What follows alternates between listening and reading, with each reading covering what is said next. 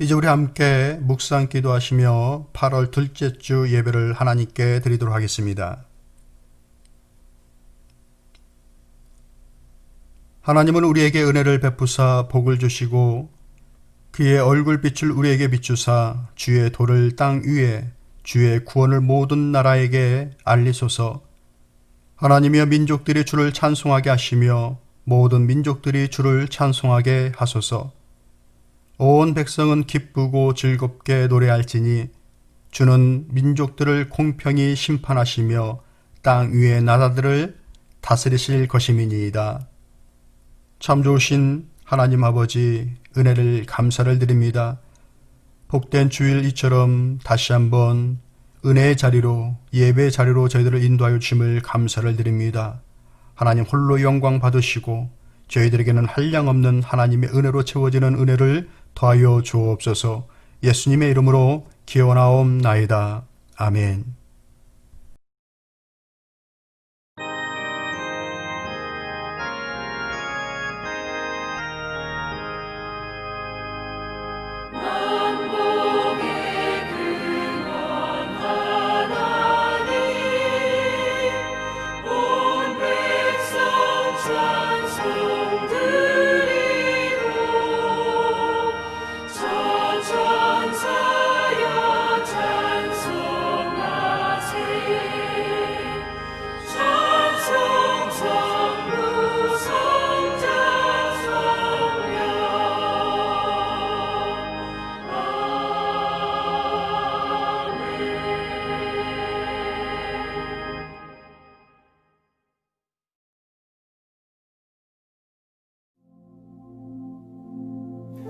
전능하사 천지를 만드신 하나님 아버지를 내가 믿사오며 그 외아들 우리 주 예수 그리스도를 믿사오니 이는 성령으로 잉태하사 동정녀 마리아에게 나시고 본디오 빌라도에게 고난을 받으사 십자가에 못 박혀 죽으시고 장사한 지 사흘 만에 죽은 자 가운데서 다시 살아나시며 하늘에 오르사 전능하신 하나님 우편에 앉아 계시다가 저리로서 산 자와 죽은 자를 심판하러 오시리라. 성령을 믿사오며 거룩한 공회와 성도가 서로 교통하는 것과 죄를 사하여 주시는 것과 몸이 다시 사는 것과 영원히 사는 것을 믿사옵나이다. 아멘.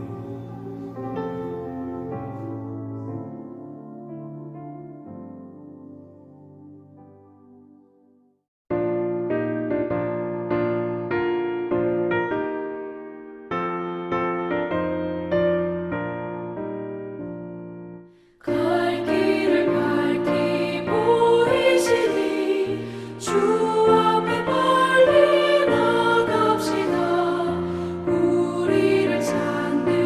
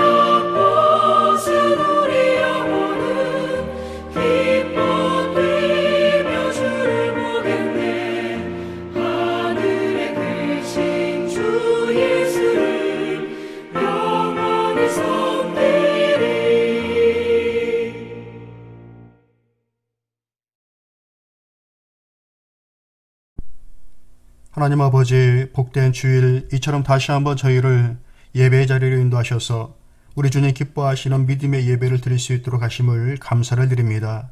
지친 마음, 연약하여진 믿음, 간절한 기대와 사랑으로 모인 이 예배 자리에 임하시고 홀로 영광 받아 주옵소서. 주의 거룩하심과 사랑, 크시고 위대하심을 찬양합니다. 질병의 위협과 세계 곳곳의 사건과 사고를 바라보면서 불안함과 슬픔, 감사가 교차합니다.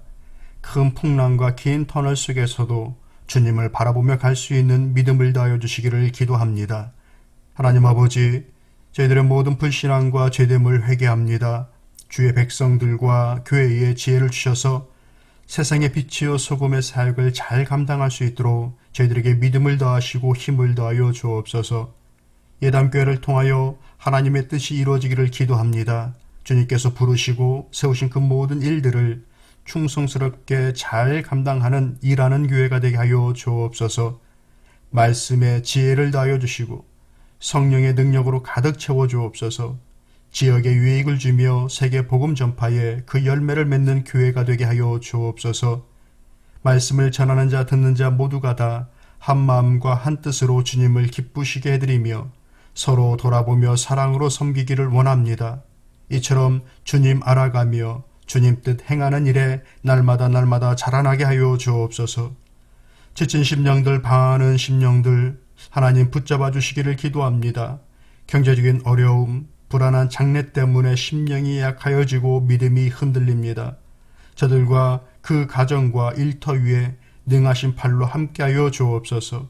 간절함으로 기도하는 저들의 모든 간구함 가운데 주의 긍휼을 베풀어 주옵소서. 부르신 사역의 현장과 일상에서 그 부르심에 충성할 수 있도록 매 순간 주의 뜻을 분별하게 하여 주옵소서. 하나님 아버지, 오늘도 생명의 말씀에 귀를 기울입니다. 말씀 속에서 주님 음성 듣게 하여 주옵시고 깨닫게 하시고 또 마음에 새길 수 있도록 하여 주옵소서. 주님으로부터 오는 약속을 다시 한번 깨닫게 하시고 주님으로부터 오는 위로로 힘없게 하여 주옵소서. 예수님의 이름으로 기도드리옵나이다. 아멘. 오늘 본문의 말씀 로마서 8장 1절 2절 우리 함께 봉독하겠습니다.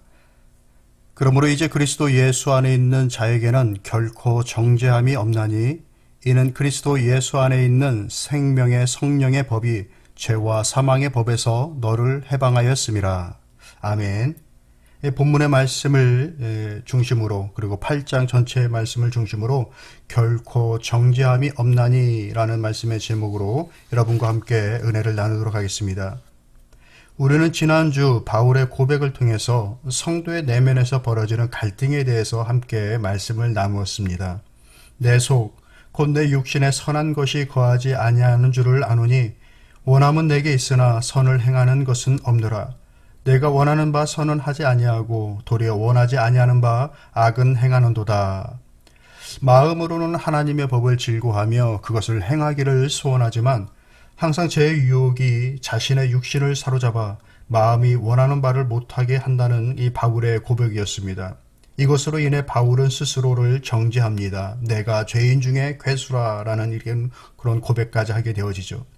이런 정죄, 이와 같은 것들이 내 안에서 혹은 타인으로부터 듣게 될 때 성도는 비참함을 느끼게 됩니다. 무능함을 느끼게 됩니다.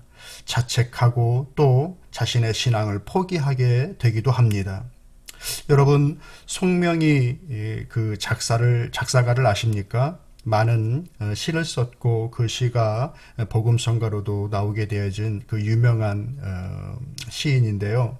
이분은 여러분들도 알듯이 어렸을 때 태어날 때의 의사의 실수로 인해서 뇌성마비를 가지고 이제 생활했던 분이죠. 지금도 꾸준히 그 일들을 하고 계시는데 그분이 쓴 시 중에 나라는 그 내용이 있습니다. 그 내용을 제가 잠깐 읽어드리면 이렇습니다. 나 가진 지식 없으나 나 남에게 있는 건강 있지 않으나 나 남이 갖고 있지 않는 것 가졌으니 나 남이 보지 못한 것을 보았고 나 남이 듣지 못한 음성 들었으며 나 남이 받지 못한 사랑을 받았고 나 남이 모르는 것 깨달았네. 공평하신 하나님이 나 가진 것 없지만 나 남이 없는 것 같게 하셨네. 이것이 이제 송명희 시인의 시인인데요. 반복되는 가사의 패턴이 있습니다. 자기로서는 자존감이 무너질 수밖에 없는 그런 갖지 못한 것들, 이런 것들이 먼저 나오고 그 다음에 그러함에도 불구하고 하나님으로부터 온 것, 하나님으로부터 얻은 것이 있다라고 얘기하는 것이죠. 자존감이 무너질 수밖에 없으나 하나님으로 인해서 볼 수 있는 세상, 누리는 모든 것을 감사하며 찬양하는 내용입니다. 보통 사람들은 짐작하기도 어려운 장애를 가지고 있으면서도 하나님을 만나고 난 이후에 일평생을 이와 같은 시로 찬양하며 영광을 돌리는 모습은 대단히 큰 감동과 마음의 울림을 줍니다. 남이 할 수 있는 것을 못할 때, 그런 자기 자신을 발견할 때, 그리고 남 가지고 있는 것 갖지 못한 그런 모습을 볼 때, 죄 앞에서 무력하게 넘어질 때 좌절감과 패배의식에 빠집니다. 본문에서처럼 정죄의식에 빠질 수 있는 겁니다. 안팎의 갈등에서 무너지고 비난을 극복하지 못하는 경우들이 많습니다. 그러나 바울은 지난주에 우리가 나누었듯이 7장을 마무리하면서 성도에게는 예수 그리스도라는 해결책이 있다고 소개하였습니다. 그리고 8장을 시작하면서 왜 예수 그리스도가 우리의 해답인지 대하여 보다 높은 차원으로 하나님의 구원 사역을 말씀하여 주고 있습니다. 본문의 말씀을 다시 한번 읽어드리면, 그러므로 이제 그리스도 예수 안에 있는 자에게는 결코 정죄함이 없나니 이는 그리스도 예수 안에 있는 생명의 성령의 법이 죄와 사망의 법에서 너를 해방하였음이라. 이 말씀을 쉽게 하면 이런 겁니다. 너희를 곤고하게 하는 비난이나 정죄의식에 눌려 살지 말아라. 그럴 필요 없다. 하나님은 우리를 그 비난에서 해방하셨다라는 것입니다. 이것이 의미하는 바가 무엇일까요? 우리는 신앙생활을 하는 중에 자신을 정죄할 필요도 없고 또 정죄해서도 안 된다라는 뜻입니다. 이 정죄라는 단어를 다른 말로 바꾸면 비난이라는 단어입니다. 스스로를 비난하지 말아야 합니다. 하나님의 비난을 두려워야 할 필요도 없다라는 겁니다. 왜 그럴까요? 이제 거기에는 두 가지 이유가 있습니다. 그 내용을 함께 살피겠습니다. 먼저는 우리가 예수님 안에 있는 사람들이기 때문에 그렇습니다. 본문 1절에 이렇게 얘기하고 있습니다. 그러므로 이제 그리스도 예수 안에 있는 자에게는 결코 정죄함이 없나니 라고 하십니다. 그동안 바울은 우리에게 무엇을 전하여 주었습니까? 하나님으로 난 의, 칭의를 설명했던 바울이 예수 그리스도의 공로를 인하여서 그가 죽으셨을 때 우리 또한 죄에 대하여 죽었고 그리스도께서 부활하셨을 때에 우리도 함께 영원한 생명을 소유하게 되었다라고 하였습니다. 그러므로 이 일의 모든 결과로서 예수님 안에 있는 자에게는 결코 하나님의 비난이 없다라는 말씀입니다. 다른 말로 바꾸면 우리가 사랑받는 하나님의 자녀가 되었기 때문에 결코 정죄를 두려워할 필요가 없다는 것입니다. 이 선포를 시작으로 8장 전반에 걸쳐서 예수님 안에 있는 자들의 그 현실, 놓여진 현실을 이와 같이 선언하십니다. 31절 말씀을 보면 그런즉 이 일에 대하여 우리가 무슨 말 하리요? 만일 하나님이 우리를 위하시면 누가 우리를 대적하리요? 35절에 누가 우리를 그리스도의 사랑에서 끊으리요? 환난이나 곤고나 박해나 기근이나 적이나 위험이나 칼이리야. 37절에 그러나 이 모든 일에 우리를 사랑하시는 이로 말미암아 우리가 넉넉히 이기느니라.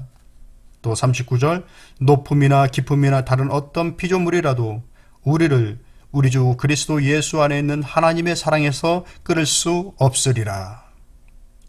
사랑하는 성도 여러분, 우리 인생길에서 사단은, 그리고 우리의 양심의 자아는 우리가 어떤 잘못을 행했을 때 끊임없이 우리를 정죄합니다. 비난합니다. 그러고도 내가 하나님의 자녀라고 말할 수가 있느냐? 너는 안 된다. 포기해라. 어차피 승리하기는 틀렸다. 넌 가진 것이 없고 할 수 있는 능력이 없다. 이런 비난이 우리 안에서 혹은 밖에서 들려질 수가 있는 것이죠. 그러나 사랑하는 성도 여러분, 방금 읽어드린 이 말씀의 이 선언들을 주목하시고 이 말씀에 우리의 마음을 또 들 수 있기를 바랍니다. 하나님이 우리를 위하시는데 누가 우리를 대적하리요? 누가 우리를 그리스도의 사랑에서 끊으리요? 이 모든 일에 우리를 사랑하시는 말미암아 우리가 넉넉히 이기리라. 우리를 우리 주 그리스도 예수 안에 있는 하나님의 사랑에서 끊을 수 없으리라. 그 어떤 것도. 성도 여러분, 우리 인생길에서 넘어질 수가 있습니다. 범죄할 수가 있습니다. 쓰러질 수가 있습니다. 우리는 연약한 육신을 가지고 있기 때문에 그렇죠. 그러나 사랑하는 성도 여러분, 우리가 진정 예수 그리스도를 따르는 자들이라고 한다면 결코 두려워할 필요가 없습니다. 왜냐하면 하나님은 그리스도의 핏값으로 산 자신의 자녀를 어떠한 상황 속에서도 버리시지 않기 때문에 그렇습니다. 위의 말씀이 그것을 선언하는 겁니다. 예수님은 그의 제자들과의 대화 속에서도 70번씩 7번이라도 용서에 대한 말씀을 하셨습니다. 또 탕자의 비유를 들어주셨습니다. 예수님 안에서 영원한 용서와 끊임없이 받아주시는 하나님의 사랑이 있다는 것을 이미 말씀을 하신 겁니다. 그리스도 예수 안에 있는 사람에게는 결코 정죄함이 없느니라. 영원한 사랑의 대상으로 삼아진 하나님의 자녀를 주님은 결코 정죄하지 않는다라고 이와 같이 선언하십니다. 우리가 정죄받지 않는 두 번째 이유는 무엇인가? 죄와 사망의 법에서 해방하셨기 때문에 그렇습니다. 죄와 사망의 법을 다른 말로 하면 율법입니다. 왜 죄와 사망의 법이라고 했을까요? 지금까지 우리가 율법의 기능을 강조할 때 율법의 중요한 역할은 죄를 깨닫게 하는 것이라고 하였습니다. 마치 거울과도 같다라고 얘기를 하는 것이죠. 하라, 하지 말라 이런 율법을 통해서 하나님께서 하라는 것을 하지 못하는 나 자신을 발견하고 또 하라는 것을 하지 말라는 것을 하는 나 자신을 보게 되어집니다. 율법은 끊임없이 우리에게 죄를 보여줍니다. 우리의 연약함을 보여줍니다. 그리고 그 죄 때문에 죽을 수밖에 없는 사망 앞에 선 자기 자신을 보여줍니다. 그런 의미에서 율법은 죄와 사망의 법입니다. 그러나 우리가 예수님을 구주로 믿을 때 일어나는 사건이 있습니다. 그것은 내가 인지하든 인지하지 못하든 예수님 안에서 죄책에서 해방되었다라는 것입니다. 단회적이며 불가역적인 사건입니다. 단 한 번 이루어진 것이고 되돌릴 수 없는 사건이라는 겁니다. 그러므로 내가 예수님을 믿을 때 율법 아래에 있던 내가 생명과 성령의 법 아래서 살도록 우리의 삶의 자리가 옮겨졌다는 사실을 믿으십시오. 이것은 이미 로마서 6장 14절에 바울 사도가 이렇게 얘기를 하였습니다. 죄가 너희를 주관하지 못하리니 이는 너희가 법 아래 있지 아니하고 은혜 아래 있음이니라 라고 이미 강조를 하였던 것입니다. 그리스도인들은 율법 아래 있지 아니하고 은혜 안에 있는 자들입니다. 율법 아래 있다면 율법의 형벌 아래 비난을 피할 수가 없습니다. 그러나 성도들은 율법 아래 있지 않고 예수 그리스도의 은혜 안에 있습니다. 그 말씀의 의미는 우리의 자녀들이 우리 부모님의 법 아래 살지 않고 은혜 안에 살고 있다는 것과 같은 의미인 겁니다. 만일 부모가 자녀를 법으로만 양육한다면 잘못했을 때 법대로 처벌받아야 합니다. 용서가 없습니다. 미숙한 부모일수록 자녀를 자신의 법 아래 두고 자신이 원하는 대로 자녀를 키우려고 합니다. 이 자녀들의 상처가 보통이 아닙니다.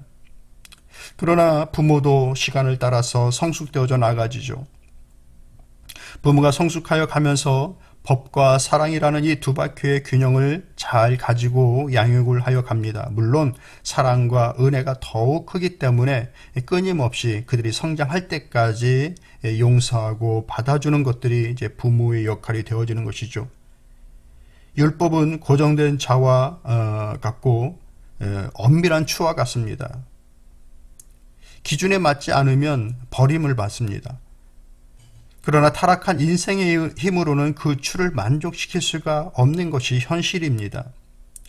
그런데 우리에게 온 이 새로운 법은 생명의 성령의 법이라고 말합니다. 이 법은 형벌, 즉 사망의 목표가 있는 것이 아닙니다. 이 법의 목표는 살리고자 하는 것에 있는 겁니다. 그래서 생명의 성령의 법이라고 말하고 있는 겁니다.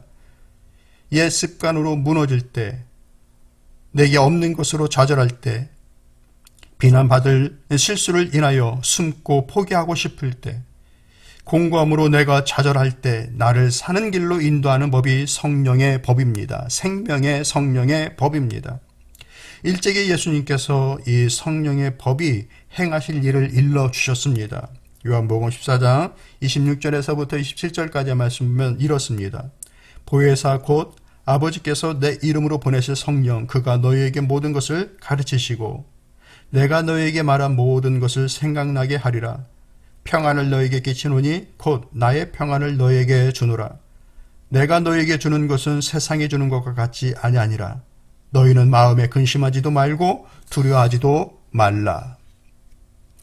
율법의 추에 올라 그 무게에 도달하지 못할까 두려움으로 하나님 앞에 서는 것이 아니라 이제는 성령께서 하나님께서 기뻐하시는 삶으로 인도하시고 우리가 그 거룩한 뜻을 이루기에 어려움이 없도록 우리를 일깨우고 또 우리를 위해서 기도하시며 그 생명의 삶으로 이끄실 것이라는 것, 이 말씀을 믿고 따르는 사랑하는 성도 여러분들 다 되시기를 축복합니다. 그러므로 우리가 생명의 성령의 법으로 살게 되었다는 말은 우리 자신의 삶의 원리가 성령의 인도에 의해 살게 되었다라는 겁니다. 그렇게 살아가는 겁니다. 우리가 성령의 인도를 따라 살게 되면 율법의 요구를 성취하게 되어집니다. 율법대로 살겠다고 결심하지 않아도 성령님의 인도하심을 받아 살게 되면 율법이 이렇게 살라는 삶의 기준을 오히려 더욱더 성취해가는 그 놀라운 결과를 이룰 수가 있는 것입니다. 이것이 하나님의 이끄심입니다. 인도하심입니다. 이것을 말씀하신 것이 이 4절에 나와 있습니다. 육신을 따르지 않고 그 영을 쫓아 행하는 우리에게 율법의 요구를 이루어지게 하려 하심이라. 본문 4절의 말씀입니다. 성령의 법은 이처럼 우리를 사는 길로 인도합니다. 우리와 같이 로마서 8장 26절 말씀 보면 이와 같이 성령도 우리의 연약함을 도우시나니 우리가 마땅히 기도할 바를 알지 못하나 오직 성령이 말할 수 없는 탄식으로 우리를 위하여 친히 간구하시느니라. 우리가 율법 아래 살고 있다면 율법을 깨트렸을 때 그 율법은 즉각적으로 우리를 정죄합니다. 비난을 쏟아집니다. 그러나 우리는 성령님의 인도하심을 받고 살고 있기 때문에 우리가 범죄할 때, 타락할 때 성령님은 우리를 정죄하지 않으십니다. 그 대신에 탄식하십니다. 하나님의 자녀들이 잘못된 삶을 살 때, 우리가 넘어지고 타락할 때 성령은 우리를 정죄하는 대신에 탄식하실 뿐만 아니라 우리의 연약함을 도우신다라고 위에서 말씀해주고 있는 것입니다. 말씀을 정리하도록 하겠습니다. 그리스도 예수 안에서 결코 정죄함이 없다는 이 놀라운 하나님의 선포를 믿으시기 바랍니다. 이 복음을 믿으십시오. 정죄의식, 그 비난에서 해방되어야 합니다. 우리는 정죄의식의 포로가 될 필요가 없습니다. 어떤 경우에도 하나님은 우리를 버리지 아니하신다는 이 사실을 믿으시기를 바랍니다. 스스로 정죄하지 마십시오. 스스로 비난하지 마십시오. 나는 가망이 없는 하찮은 존재라고 생각하지 마십시오. 그 또한 불신앙입니다. 그 대신에 살리는 길로 인도하시는 은혜의 법, 성령의 법에 자신을 의탁하며 살아가는 사랑하는 성도 여러분들 다 되시기를 주님의 이름으로 축복합니다. 기도하겠습니다. 하나님 아버지, 하나님께서 우리를 위하실 때 그 누구도 우리를 대적할 수 없고 또한 그리스도의 사랑에서 끊을 자가 없다는 이 말씀을 인하여 감사와 찬양을 드립니다. 우리가 연약할 때 안팎의 비난을 듣습니다. 그 정죄가 우리의 신앙심을 무너뜨리고 하나님의 사랑에서 멀어지게 할 때가 있습니다. 주의 자녀된 은혜와 권세를 잊지 않게 하옵소서. 법을 무서워하는 것에 머무르는 신앙이 아니라 성령의 인도하심을 따르는 성숙함과 지혜를 더하여 주시기를 원합니다. 저희의 믿음을 더욱 굳건하게 하여 주옵소서. 예수님의 이름으로 기도합니다. 아멘.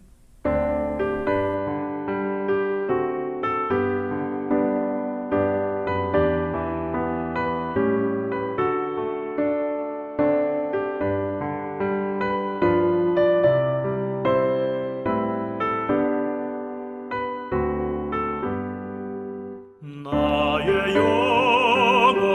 하신 기업 생명보다 귀하다.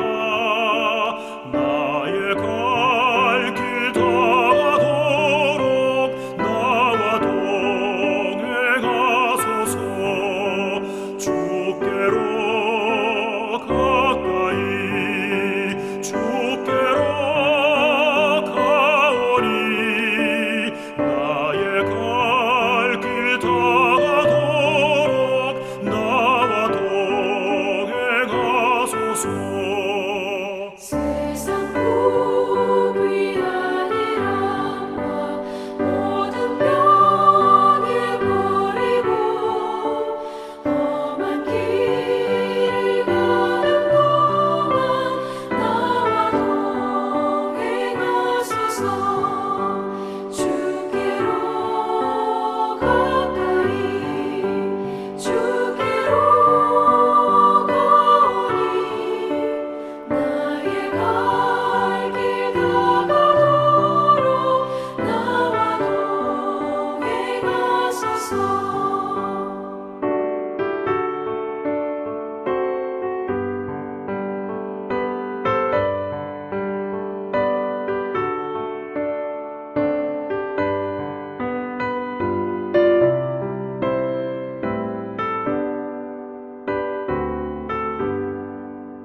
어둠 골짝 지나가며 험한 바다 건너서 전국 무대에 이르도록 나와 동행하소서.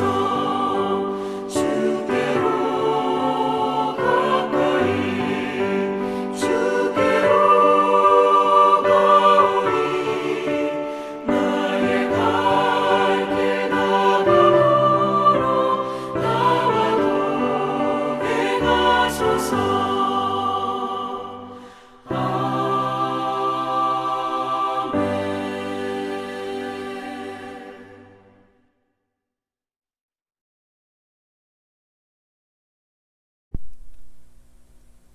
지금은 우리 주 예수 그리스도의 은혜와 하나님 아버지의 그 크신 사랑과 성령의 내주하시고 교통하시고 위로하시는 역사가 이제 주신 바 말씀처럼 그리스도 예수 안에서 결코 정죄함이 없다라고 하는 이 말씀을 힘입어 어떠한 비난에서도 믿음을 잃지 않고 이 믿음의 길을 걷기를 소망하는 저들 삶 위에 지금부터 영원토록 함께 계실지어다.